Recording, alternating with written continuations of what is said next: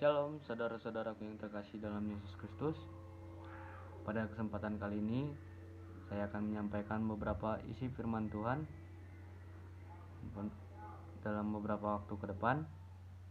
Kiranya teman-teman dapat memperhatikan. Mohon maaf sebelumnya apabila ada kesalahan kata, dan kebenaran hanya milik Allah. Baik teman-teman, sebelum kita mendengarkan isi firman Allah, alangkah baiknya kita tundukkan kepala kita, lipat tangan. Mari kita bersatu dalam doa. Tuhan Yesus, kami panjatkan puji syukur atas berkat yang Kau berikan pada kami, Tuhan. Terima kasih Tuhan, pada kesempatan kali ini kami dapat mendengarkan isi firman-Mu, meskipun terhalang oleh jarak ataupun melalui perangkat video. Tapi Tuhan, mampukan kami agar kami dapat mengetahui setiap kebenaran Allah dan menuntun kami dalam jalan kebenaran itu. Tuhan, berikan juga kepada hamba-Mu ini agar dapat menyampaikan isi firman-Mu sesuai dengan kehendak Tuhan. Terima kasih Tuhan, dalam nama Anak Yesus Kristus kami berdoa. Amin. Baik teman-teman, saya akan memulai dari keluarga Allah. Teman-teman pasti sadar bahwasanya ketika kita lahir di dunia ini sebagai orang percaya, kita sudah menjadi keluarga Allah melalui Alkitab.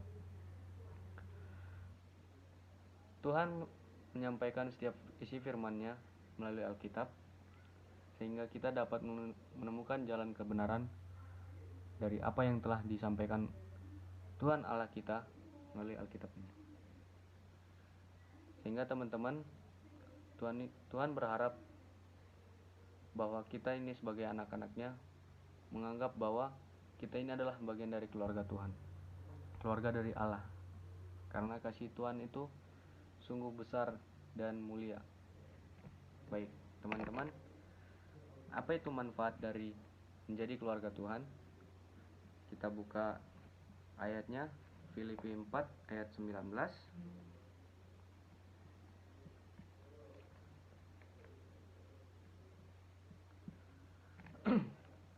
Baik, Filipi 4 ayat 19. Allahku akan memenuhi segala keperluanmu menurut kekayaan dan kemuliaannya dalam Kristus Yesus. Baik teman-teman, dari ayat itu kita sadar bahwa sebenarnya Allah itu tahu akan keperluan kita, kebutuhan kita. Perlu digarisbawahi, kebutuhan dan keinginan itu berbeda teman-teman. Banyak orang yang hampir salah bahwa kebutuhan dan keinginan itu hampir disamakan. Tapi teman-teman, mungkin saya ilustrasikan bahwa kebutuhan itu adalah ketika Anda makan, ketika Anda minum, atau mungkin membutuhkan rumah untuk tempat berlindung. Berbeda dengan keinginan. Keinginan itu ketika Anda ingin pergi sekolah dengan motor yang mewah atau dengan mobil yang mewah, atau mungkin pengen tas yang terbaru dan mahal, itu merupakan keinginan saudara-saudara. Tapi teman-teman, Tuhan tahu kebutuhan Anda. Tuhan tahu apa yang harus dipersiapkan untuk teman-teman itu sendiri. Sehingga sungguh beruntungnya kita bahwa kita mempunyai Allah yang begitu baik, yang mempersiapkan segala kebutuhan kita. Meskipun terkadang kebutuhan itu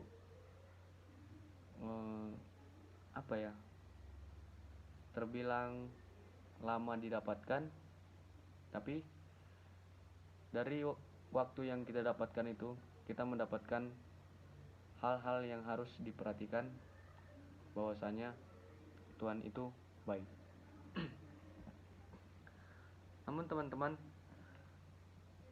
sebagai layaknya keluarga, pasti mungkin kita ibaratkan dari orang tua kita. Kalau mereka mohon maaf sebelumnya, kalau mereka meninggalkan dunia ini, dan menghadap ke Allah kita, tentunya mereka meninggalkan beberapa warisan kepada anak-anaknya. Begitu juga dengan Allah kita. Sebenarnya teman-teman, ketika dia meninggalkan dunia ini, dia meninggalkan warisan kepada kita, semua anak-anaknya. Apa itu? Itu adalah surga, keselamatan, hidup baru, dan lain sebagainya. Kenapa? Tentu saja Tuhan Allah kita itu sangat baik, sehingga tertulis dalam Yohanes 3 ayat 16 bahwasanya ia mengorbankan dirinya untuk memperoleh agar anak-anaknya yang percaya kepadanya dapat beroleh hidup yang kekal. Hidup yang kekal itu yaitu kita hidup di surga, teman-teman. Sungguh warisan yang sangat besar dan tak ternilai, teman-teman. Baik, selanjutnya saya ingin menjelaskan apa itu macam-macam kasih.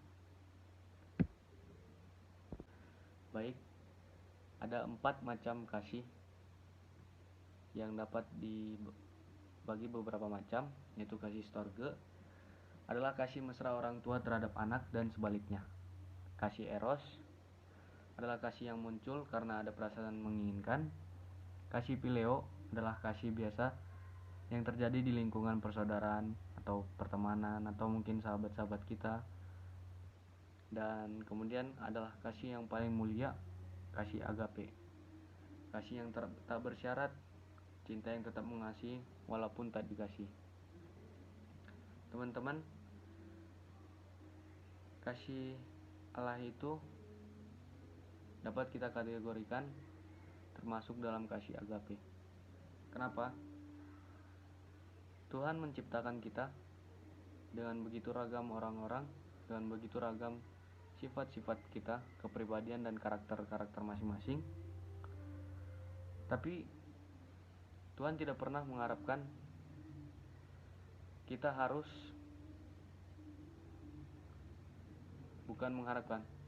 Tuhan tidak pernah mengharuskan kita agar selalu mengagung-agungkan Dia. Namun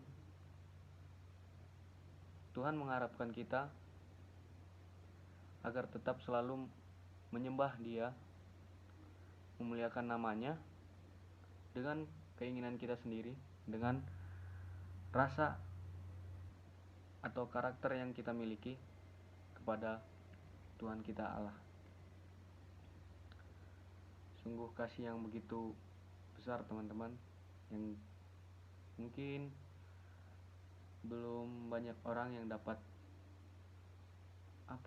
belum dapat melaksanakan kasih agape ini, atau mungkin belum ada sama sekali. Saya juga tidak tahu. Baik, untuk selanjutnya dalam persekutuan kita, terutama di hari ke-7, tentunya kita pasti akan ke gereja. Teman-teman, pernah nggak menjadi kepikiran menjadi bagian keluarga dari gereja? Baik itu sebagai pelayan, baik itu harus sebagai, mungkin di gereja saya sebagai sintua atau beberapa pelayan yang lainnya.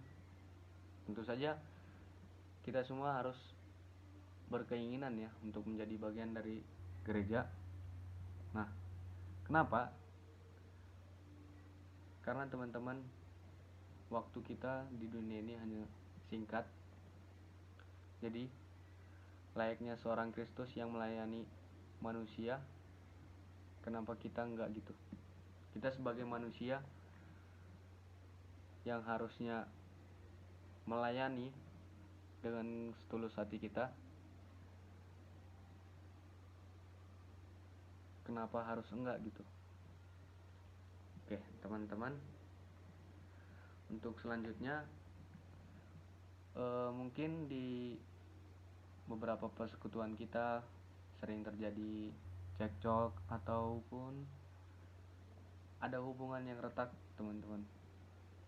Nah, bagaimana pemulihan hubungan yang retak itu? Baik, di sini kita harus bersikap dewasa. Ingat, sebagai layaknya cerminan kita, Tuhan Yesus Kristus,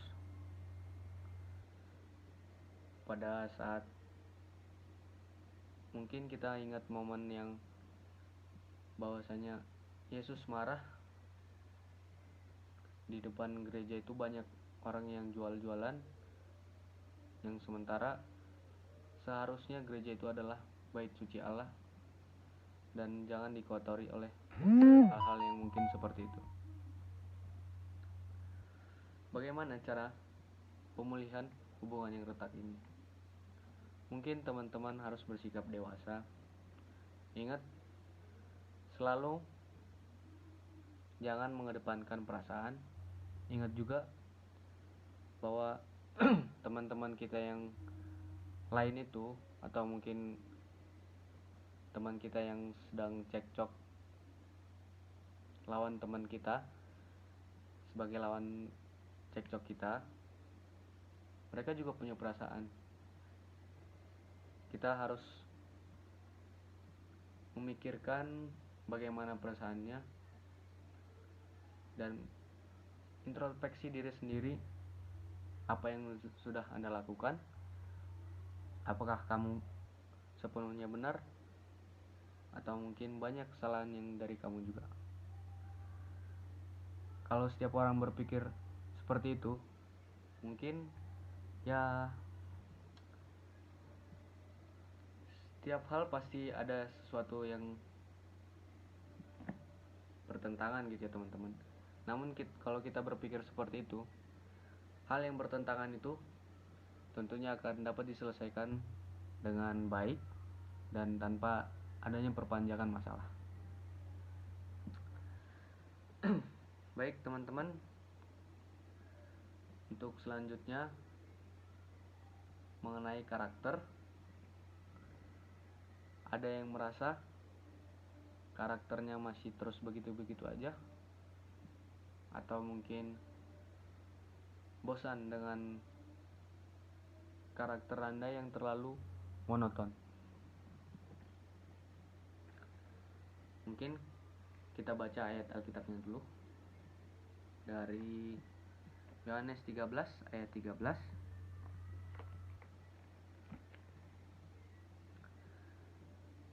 Kamu menyebut aku guru dan Tuhan, dan katamu itu tepat, sebab memang akulah guru dan Tuhan.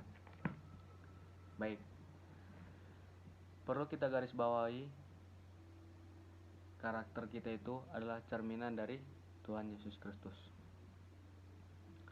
Sebagai cerminan Yesus Kristus, Yesus telah mengatakan dengan mulutnya bahwa Ialah guru dan Tuhan. Sebagaimana karakter kita yang mencerminkan dari seorang Yesus Kristus, karakter yang begitu mulia, teman-teman. Lalu, kenapa kita berpikir karakter kita itu monoton dan hanya begitu-begitu aja? Padahal Yesus sudah berkorban di kayu salib. Bahwasanya pengorbanan itu bukanlah hal yang sia-sia, teman-teman. Saya sendiri merasa karakter saya sudah dibaharui oleh kematian Yesus Kristus di kayu salib. Sehingga sebagai orang percaya, saya meyakini bahwa karakter saya itu terus bertumbuh di dalam nama Yesus Kristus.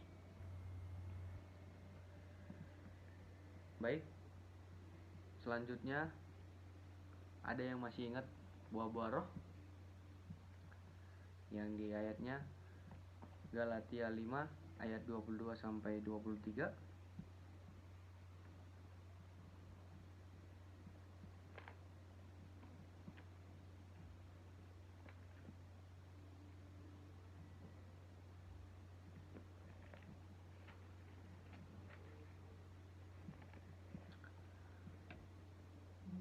seperti ini bunyinya.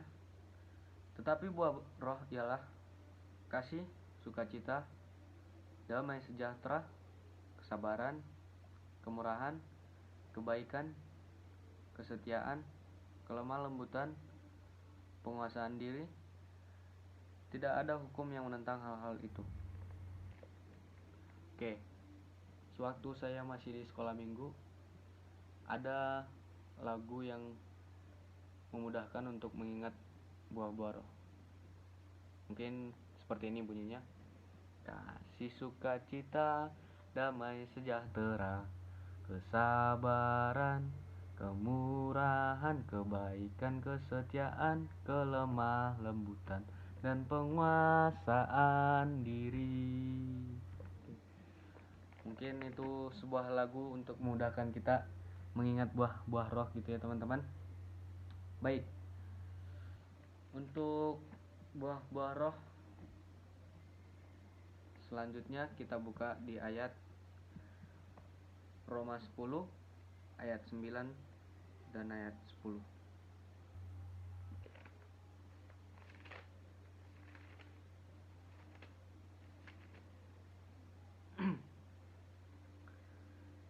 Demikian bunyinya, sebab jika kamu mengaku dengan mulutmu bahwa Yesus adalah Tuhan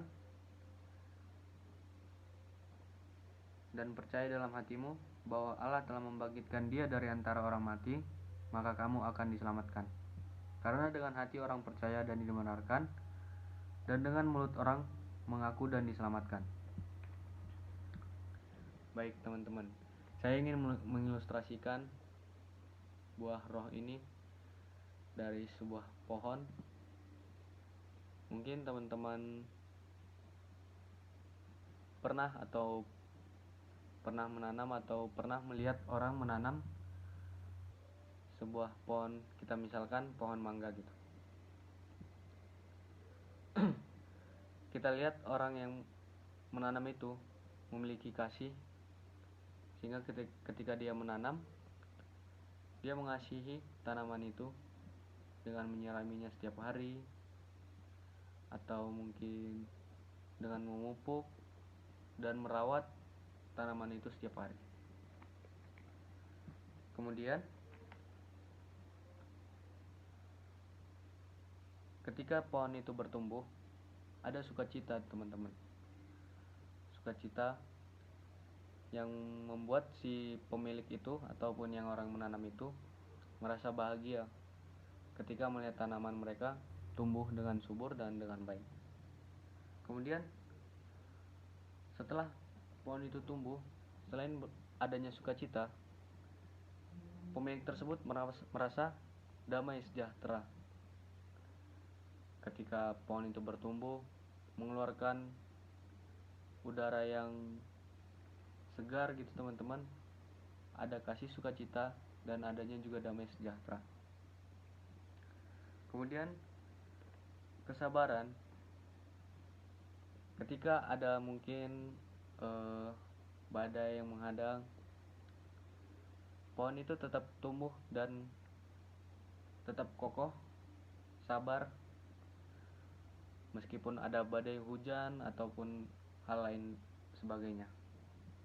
Kemudian ada kemurahan.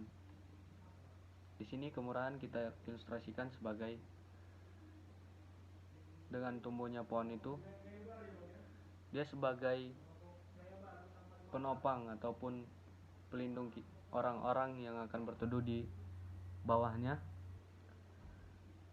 Dengan murah hatinya dia melindungi orang-orang tersebut dari hujan ataupun angin dan sebagainya.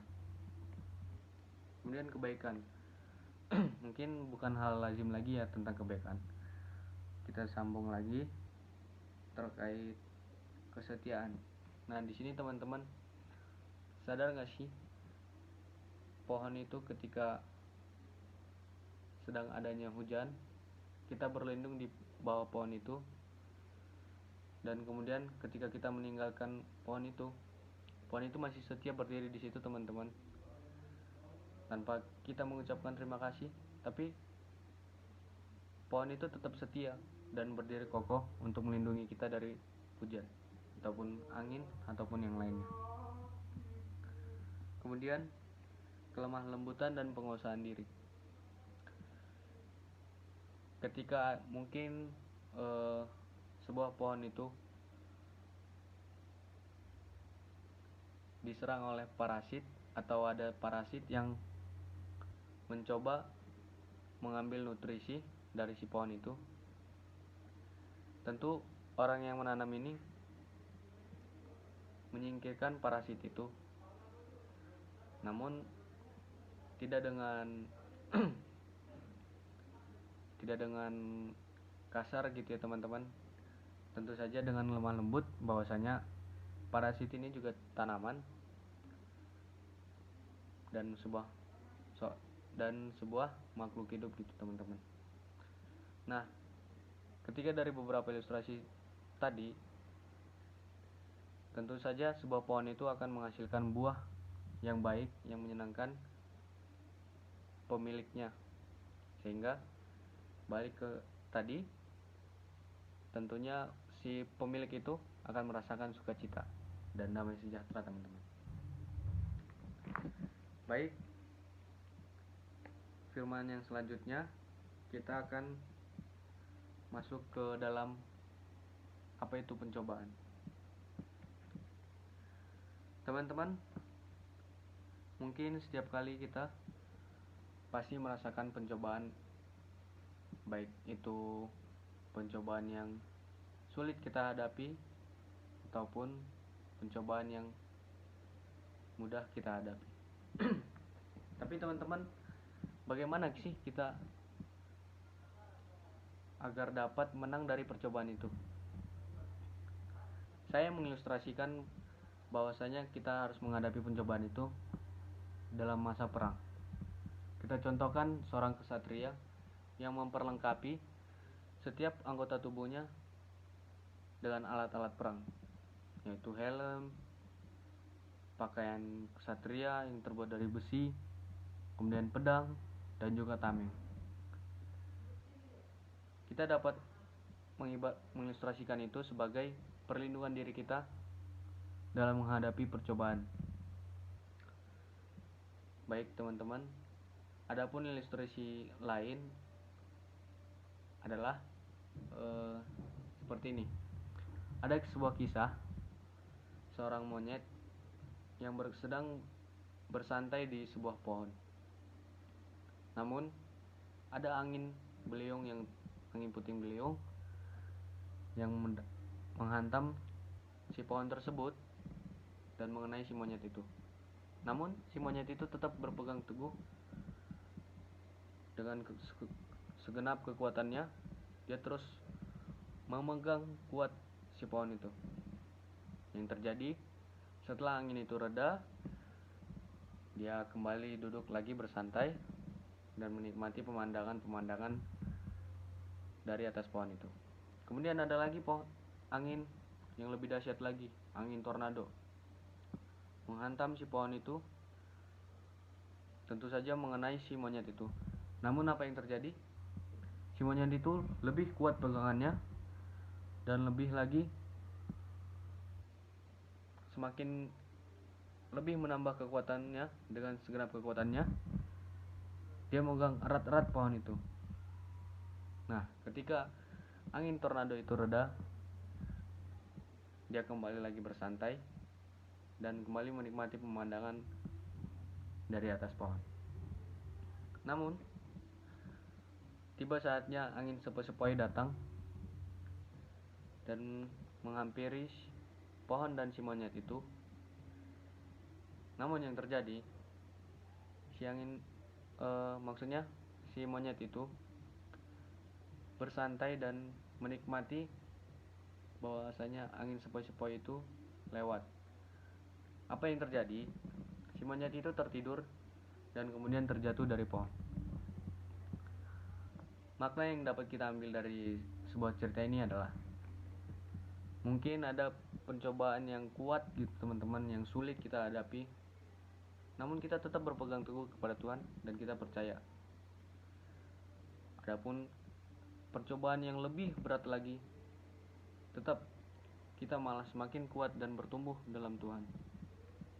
Namun, ada kalanya pencobaan itu datang seperti hal-hal yang sepele yang dapat kita lewatkan begitu saja. Padahal, hal-hal yang kita anggap sepele itu dapat berdampak besar bagi kehidupan kita. Maka dari itu, setiap pencobaan apapun itu baik mudah maupun sulit ataupun sangat sulit, sebaiknya kita hadapi dan tetap berpegang teguh kepada Tuhan kita, yaitu Yesus Kristus. Kemudian bercerita tentang amanat agung. Di sini sebagai amanat agung yang telah disampaikan Tuhan kepada kita. Baik, amanat agung itu mungkin ada beberapa hal yang disampaikan oleh Tuhan kepada kita. Namun saya mengangkat satu topik sebagai amanat agung yang disampaikan oleh Tuhan kepada kita, yaitu bahwasanya kita harus menjadi seorang pelayan. Kenapa?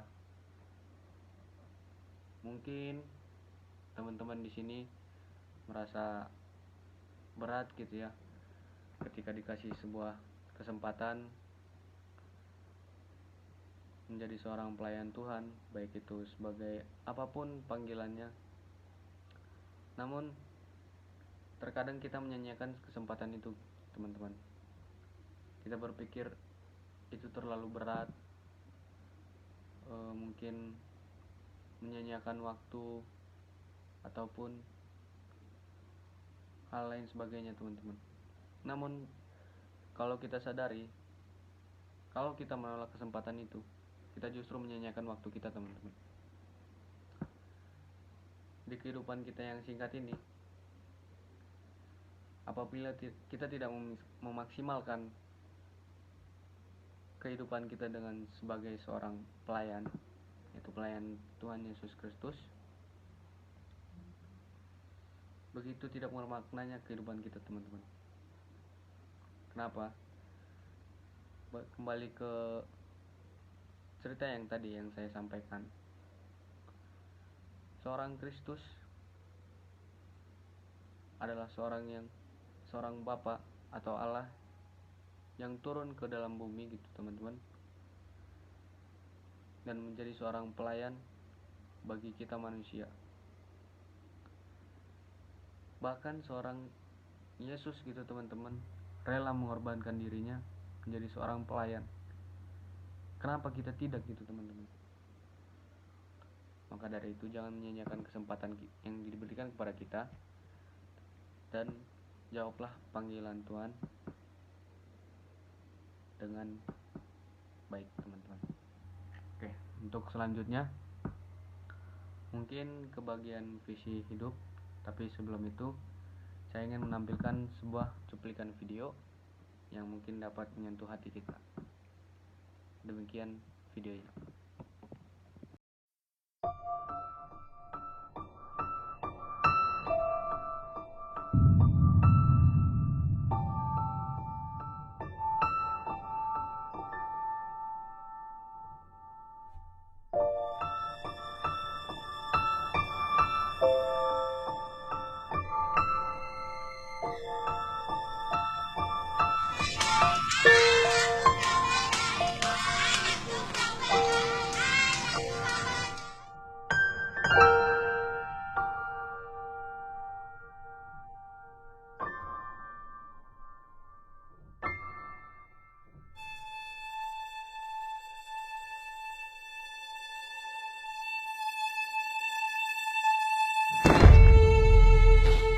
Jelek, murah.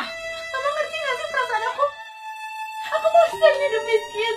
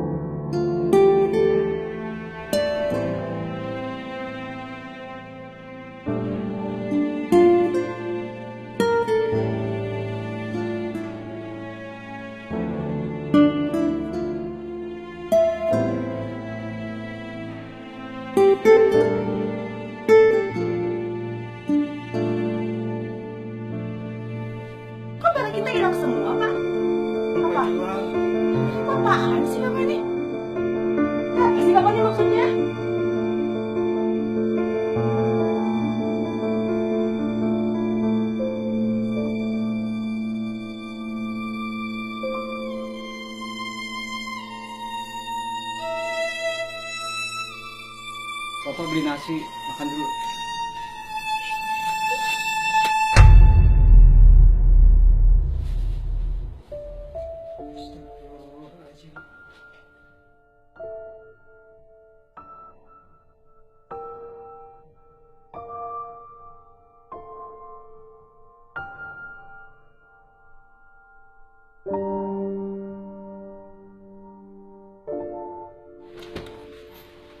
Berangkat, Nak.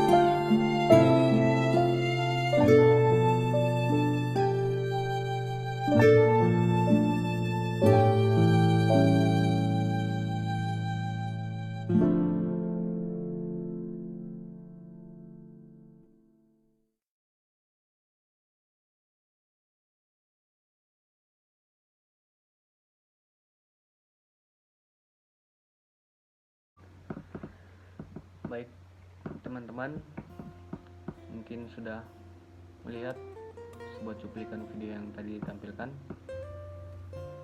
Sungguh menyentuh hati gitu ya teman-teman, bahwasannya kasih seorang bapak itu begitu hebat, dia tahu apa yang kita butuhkan, dan dia mengusahakan hal tersebut.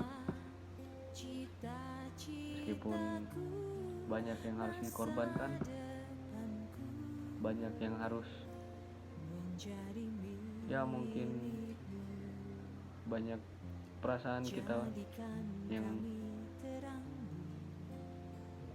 mungkin terasa sakit gitu teman-teman, sesak di dada kita, namun dia tetap berusaha untuk memberikan apa yang kita butuhkan, layaknya seorang Bapa kita di sorga.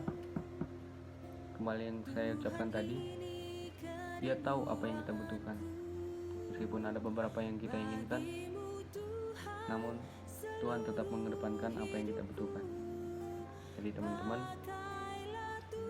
di samping itu, mari kita renungkan bahwa setiap apa yang sebenarnya menjadi tujuan hidup kita, apa yang menjadi visi hidup kita. Kehidupan kita ini terasa begitu singkat teman-teman. Visi hidup dapat dibagi menjadi dua, ada yang menjadi jangka pendek dan ada yang menjadi jangka panjang. Mari kita renungkan apa yang harus menjadi visi hidup kita dalam jangka pendek dan apa yang harus menjadi jangka panjang. Sekian mungkin firman Tuhan yang dapat saya sampaikan. Mohon maaf apabila ada salah kata. Mari kita satukan hati kita, kembali kita berdoa. Tuhan Yesus Kristus, terima kasih Tuhan, kami telah mendengarkan firman-Mu. Semoga firman-Mu Tuhan dapat menjadi berkenan di kehidupan kami sehari-hari Tuhan. Tuhan, pimpinlah kami Tuhan dalam menuju jalan kebenaran-Mu Tuhan, dan janganlah biarkan kami terlena terhadap kenikmatan dunia ini Tuhan. Tuntunlah kami terus Tuhan, jangan biarkan kami jatuh dalam percobaan. Tuhan, mampukan kami, Tuhan sanggupkan kami, hanya dalam kasih karunia-Mu. Tuhan Yesus Kristus kami berdoa, amin. Shalom saudara-saudara, terima kasih.